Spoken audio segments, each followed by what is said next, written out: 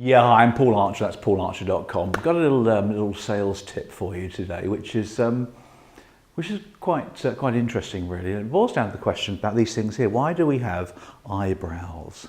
Somebody asked me that question years ago. Why do we have eyebrows? Well, the reason we have eyebrows is not, as a lot of people think, and I thought as well, to let the sweat, as it comes dripping down your forehead, it sort of channels its way off down there. No, that's not the reason at all. The reason you have eyebrows is to communicate with people, with other humans. And it's a psychology thing. In fact, it's very psychological in fact that your eyebrows and your face match the message that you're saying. We call this congruency, don't we? So, if I'm asking questions, for example, my eyebrows will go up. If I'm inquisitive about something, my eyebrows will go up. If I'm angry with somebody, my eyebrows will go down. And the body will look for that. Humans look for this congruency in your facial body language.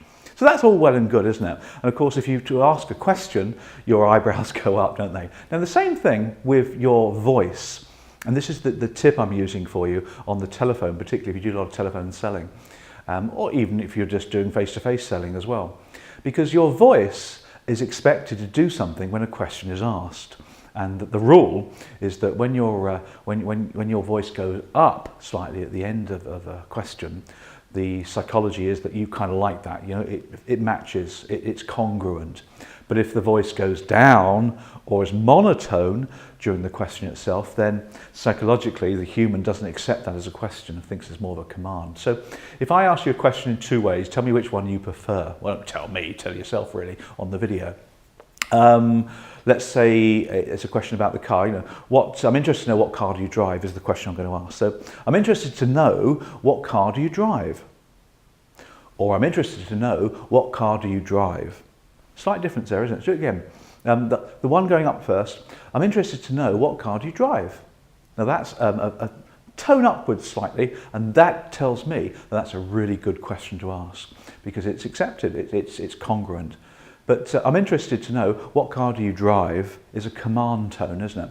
And that would actually be accepted very rarely by a customer if you ask that kind of question. Where's the use in this? Well, if you're going to ask questions and part of your job, and being a salesperson is all about asking questions, or being a manager is all about asking questions as well when we're coaching. Now some questions of course are quite abrupt, and you might find you're not getting a lot of answers from your person that you're talking to.